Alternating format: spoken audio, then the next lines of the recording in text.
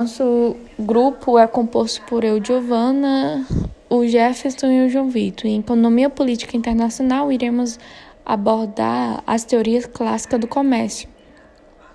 Então, tendo uma breve introdução sobre a teoria clássica do comércio, ela refere às teorias que foram surgidas a partir de debate na metade do século XVIII, onde procuravam sistematizar o funcionamento do comércio internacional e influenciaram por seguinte a economia moderna. Até aquela época, o conhecimento que possuíam acerca do comércio exterior, ela tinha origem dos documentos elaborados por pensadores de escola mercantilistas, que justificavam o comércio internacional pela oportunidade que oferecia de se obter um excedente na balança comercial. Então, o objetivo central deveria substituir. Então, o objetivo central consistia na exportação comercial, que deveria ser atingido a qualquer custo.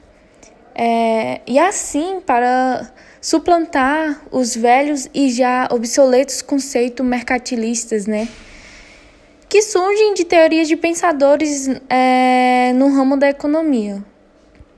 Então, o que será abordado aqui são as duas teorias clássicas mais conhecidas no comércio exterior. A teoria das vantagens absolutas, que foi proposta pelo filósofo Adam Smith, e as teorias vantagens comparativas, formulada pelo economista Dave Ricardo.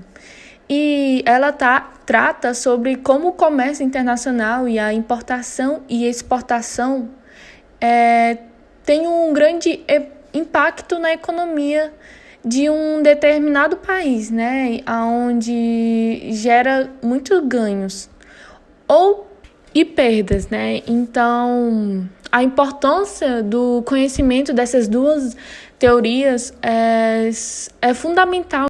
Bom, eu vou falar um pouco a respeito das vantagens, na economia, sendo elas a vantagem absoluta e a vantagem comparativa. Vantagem absoluta é teorizada pelo Adam Smith e a vantagem comparativa pelo David Ricardo. Bom, segundo o Adam Smith, ele diz que a vantagem absoluta funciona do seguinte modo, de que uma pessoa, um país, tendo um custo de produção vantajoso sobre a outra, ela tem uma vantagem absoluta sobre a nação ou pessoa.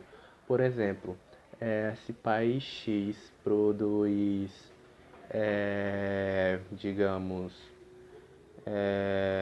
500 quilos de carne em uma hora, e país Y ou pessoa Y produz 200 em uma hora, bom, a X ela tem vantagem absoluta sobre esse país ou pessoa, portanto, a pessoa ou país Y deveria comprar produtos da X para assim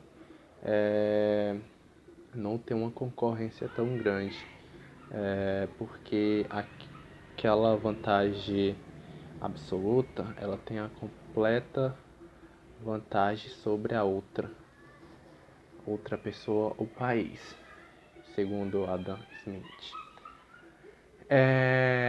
Segundo a vantagem comparativa do David Ricardo, ela analisa custo de benefício entre países, ou seja, mesmo que um país esteja sobre desvantagem total no custo de produção, esse país ainda pode ajudar e se ajudar economicamente. Ou seja, tendo uma vantagem comparativa e assim analisando um custo que pode acabar dando vantagem para as duas nações ou pessoas. É, e, e é isso. Não, essa aqui é minha parte do seminário de Economia Política Internacional, EPI. Meu grupo, caso ainda não tenham falado na introdução, sou eu, João Vitor Santos, o Jeff e a Giovana. Eu fiquei com a conclusão, como já dito, nós pegamos a aula do dia 21/10, que são noções marxistas e a perspectiva nacional sobre o comércio internacional. Bom, a gente já começa falando aqui, só recapitulando, que eram duas teorias muito conhecidas no comércio exterior. Desculpa, professor, que eu tô doente. Era a teoria das vantagens absolutas, foi proposta pelo filósofo Adam Smith, também considerado como pai do capitalismo, e a teoria das vantagens comparativas, que foi formulada pelo economista David Ricardo. Bom, ambas elas tratam sobre como o comércio internacional, importação, exportação, ela tem um impacto na economia de determinado país. Por exemplo, ela pode gerar ganhos, que são os superávites, ou pode gerar perdas, que são os déficits. E pegando por esse assunto, desculpa, eu comecei a tossir de novo aqui, tá meio difícil a garganta aqui, professor. Bom, o Adam Smith, ele falava que o lucro tinha que ser menor que os gastos dos insumos ou bem do serviço utilizado na produção. E o David Ricardo, com a teoria do século XIX, a do Adam Smith foi do século XVIII e a do Ricardo do século XIX. Já o David Ricardo, ele falava que o lucro ele vinha do acúmulo de capital e o crescimento na nação. Ou seja, eles tinham que se especializar em alguma coisa, como por exemplo, tipo tecido, por exemplo. E aí ele falava que cada país devia se especializar num produto com bens e que seja relativamente melhor, assim, mais eficiente com a teoria dos custos comparativos. Desculpa, tá ruim mesmo aqui, professor. E se especializar, quando ele falava, ele dizia assim, se especializar com menor custo de oportunidade e importar, assim, com maior custo de oportunidade também, com o conceito de industrialização depois. Espera aí que eu tinha botado resumo aqui. Aí, já o Adam Smith, ele falava que assim, não é invisível. Falava que cada país deve se especializar também na produção de bens em que for mais eficiente. Ou seja, quando você junta o menor custo de produção, o único fator de produção, ele virá produtividade do trabalho, com o custo de produção dele.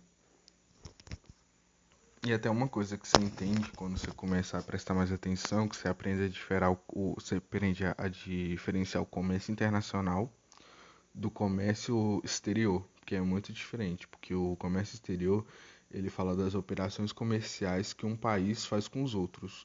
E o comércio internacional são operações comerciais pelo mundo. Então, uma é um país com os outros e uma é países entre si no seu comércio internacional. A teoria ela também falava que o único fator de produção era o trabalho, assim, não tinha tanta diversidade e que não podia considerar as economias que não se considerava uma economia de escala. Ela não considerava os efeitos assim do comércio sobre a distribuição de renda, o que torna a teoria do Ricardo um pouco, como se diz, não atualizada. Então ela tem alguns erros. Então se algum país tentasse pegar exatamente o mesmo jeito de fazer as coisas com a especialização, talvez ele encontrasse alguns erros com o comércio de bens e serviços. E creio que seja isso, professor. Fiz um resumo aqui, mas tinha até esquecido que eu tinha isso aqui. Mas é isso, essa é só a teoria da vantagem comparativa e a teoria de vantagem absoluta, que ambas foram usadas e muito importantes no seu século para o comércio internacional.